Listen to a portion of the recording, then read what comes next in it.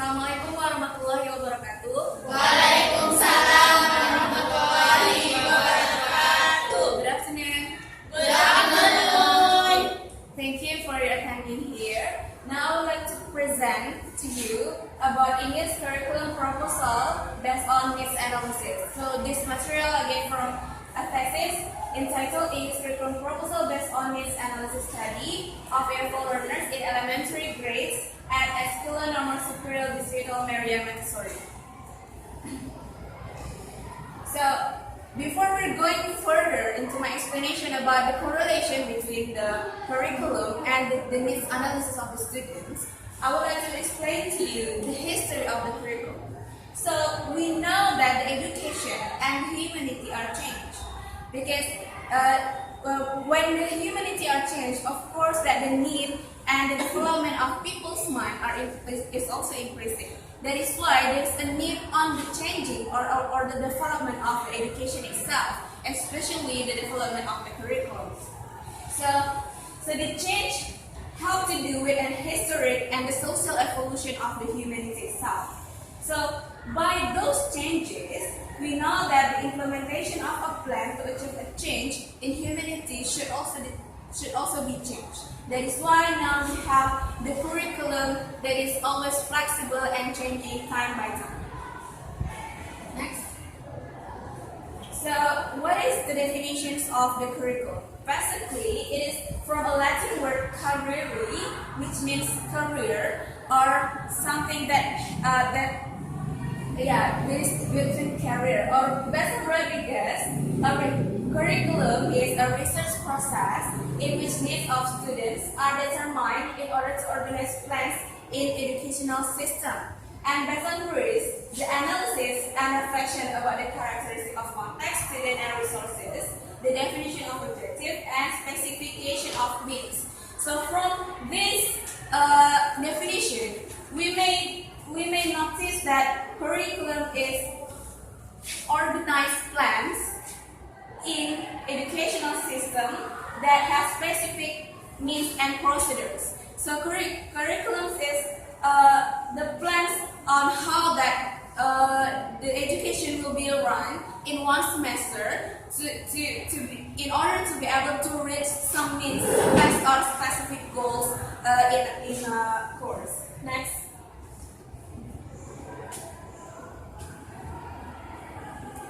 So, curriculum has several codes or principles. So, in order to be a really good curriculum, we have several codes. The first is the classic code. So, the classic code, it comes from the Greeks and Romans regarding to the education process as intellectual, physical, and aesthetic training. So it is more like the training of the physical and the aesthetic of the people. And the second is the realistic code. It is a period that considers the acquisition of knowledge through senses and scientific knowledge. And the third is the moral code. It is the need of the training of the citizen according to what the government and as the government dictated as citizen responsibility. So it is regarding what the government wants from the citizens to be, or what is the responsibility of the citizens that the government make. That is the moral. It is like the value of the citizen itself.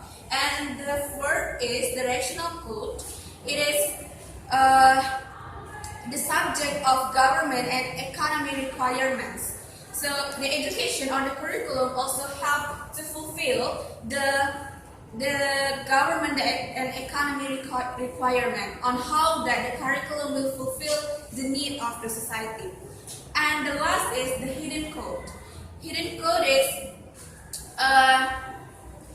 so the government control the development of curriculum that is totally consolidated. Therefore, the educational matters are responsibility of curriculum experts. So it is hidden because the experts are the one who will present the curriculum, who will think about the curriculum, that that the schools or the citizens will follow later on. Next. So we know that in old days, it was a really teacher-centered curriculum, or the teachers only giving the knowledge without the students are doing directly what the knowledge is, or what we call learning by doing. So it was all about the teachers. So the teacher should do everything and giving speech, giving formulas and something like that. But now the expert has realized that it is better for us to have a learner-centered curriculum. So it is basically the curriculum that involves the student in the learning. So based on Ramos 2007, a learner-centered curriculum understands learner-centered curriculum as a curriculum which involves the active participation of the students and the teacher. So it is not only the teacher anymore, but the teacher will collaborate with the students on how that the students will be able to practically apply the knowledge that is given by the teacher, because we know that by learning by doing, it is most probably for the students to remember or to understand the course more than before. And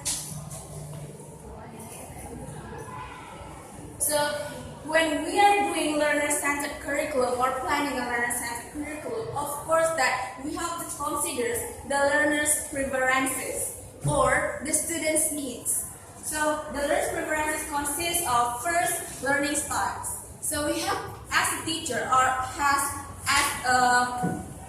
a curriculum planner, we have to know that what is the learning styles for example, in the class. Of course, we know that every students have different learning styles, have their own learning styles. So the teacher should not put only one teaching style, because it will not suitable for all of the class. And the second is the social background of the students. Whether the students come from a very educated background, or maybe from a poor economic family, or maybe a kind of, for example, it is the social background. And the third is the individual needs.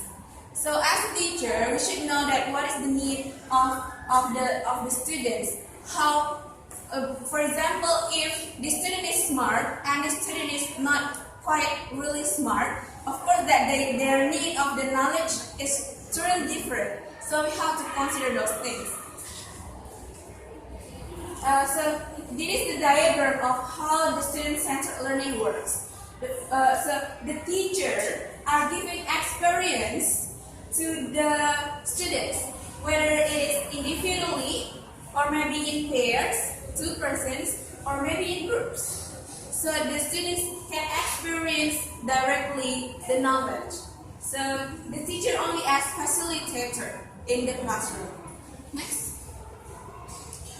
So we're going to my further explanation about the needs analysis. So as I told you before, in making the learner-centered curriculum, we have to consider the need of the students. So first, what we're going to do is gather information about students' interests and preferences. So we have to know what the students are interested in and what learning style that the students are preferred.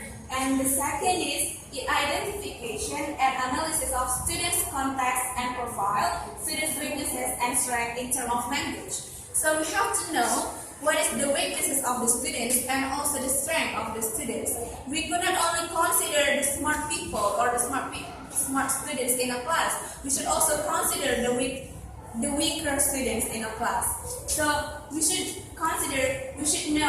analyze, because it is needs analysis. We should analyze who the students are and the learner's proficiency language level, whether they are a low level or intermediate level or an advanced level. Of course that our way of teaching will be changed according to the level of the English proficiency that the students has. And the last is learning preferences. It is about learning style and students' interests. So the conclusion is, curriculum is a synonym of education. The curriculum is understood as everything school plan. So it is everything that the school plan and offer to development of the students. So, but in Indonesia, the curriculum may be planned by the government directly. But in school-based curriculum, of course, that the school will develop their own curriculum based on the situation and the needs of the students in that school. So, in developing a curriculum means to take into account important aspects such as content, goals, objectives, methodologies, schools, resources, and students' profile. So there are a lot of things that we should consider in planning a curriculum, and one of the way is by doing the needs analysis from the students' preferences and learning styles. So that is all my presentation. Is there any question? Yes, Miss Elia. Okay, I want to ask you, my name is Atika. What is the relation between the curriculum and the student needs in the school? And let's explain about it.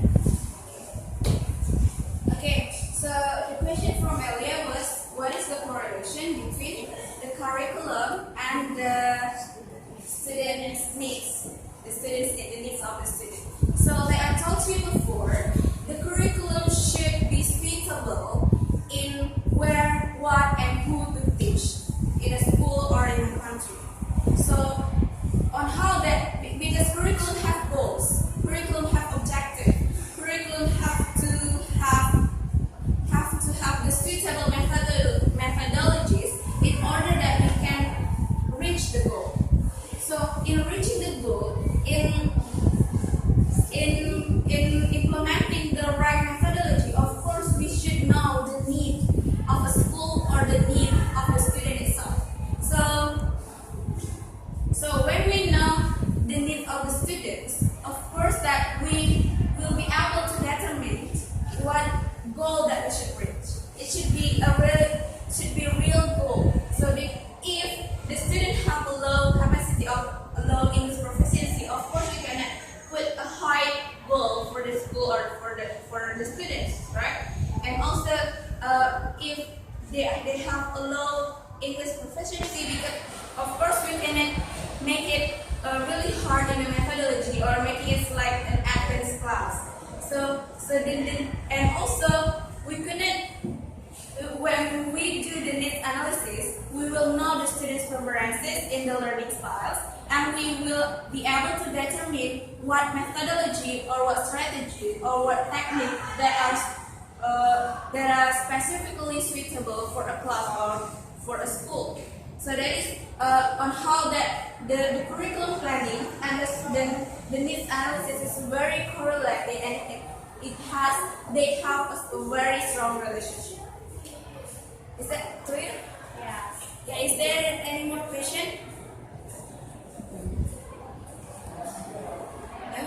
Okay. If there's no more question, I would like to close my presentation. Thank you for your attention. Assalamualaikum warahmatullahi wabarakatuh. Bye.